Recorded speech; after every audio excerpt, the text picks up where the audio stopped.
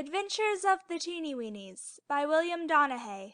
The Chinaman asks for a cistern. "Well, Chink, what can I do for you this morning?" asked the General as the Chinaman took off his hat and stepped into the Teenie Weenie library. "Allee same, me gotty flavor me want to ask," said the little fellow. "Sit down, sir, and tell me what it is," smiled the General, pushing a tiny chair towards the Chinaman. "Well," said the Chinaman, "me gotty lot of washy allee time, and me use lotty water." "Yes, I imagine you use a lot of water." "Oh yes," exclaimed the Chinaman. "Me use much. Sometimes me use 10, 20, 23 thimblefuls when me have big wash. Me likey water from roof, it much better to washy clothes in, but when the rain he no come down, me have to carry water from creek and that long way to carry wash water."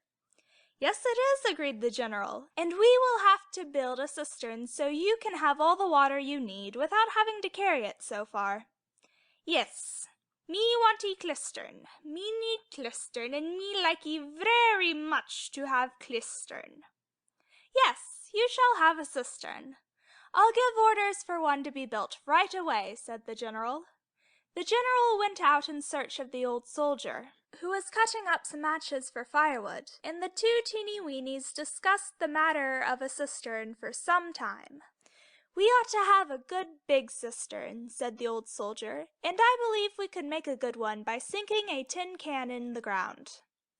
After a great deal of talk about the matter, the little men decided to build the cistern as near the center of the little village as possible. "You see," said the old soldier, "if we build it at some central point, we won't have to lay so many pipes, and we will be able to catch all the water from most of the roofs." The next morning the little people went to work, and, while several of the Teenie Weenies dug a deep hole near the shoe house, the rest went out in search of a tin can to fill the hole. On an ash heap not far away they found an old tin can, and after a great deal of labor the little folks rolled it up to the hole. When the hole had been dug deep enough, the Teenie Weenies rolled it in, and then filled the earth in around the edges, so that when the work was done only the top could be seen. The Teenie Weenies used dried hollow reeds for water pipes, and when they had been painted thoroughly with a waterproof paint, which the soldier boiled up in a thimble, they carried the water nicely. The pipes were connected with the spouting from the tiny roofs and laid in trenches to the cistern. The top of the can was cut off, and a tight-fitting cover was put on. A little door was left in the top of the cover, so a bucket could be lowered and water drawn up when it was needed. A bucket made out of a hazelnut was used for the purpose, and it took 3 buckets full to fill a thimble.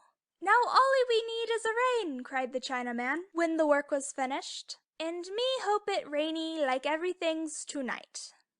"Well, you may have your wish, Chink," said the soldier, looking up at the sky.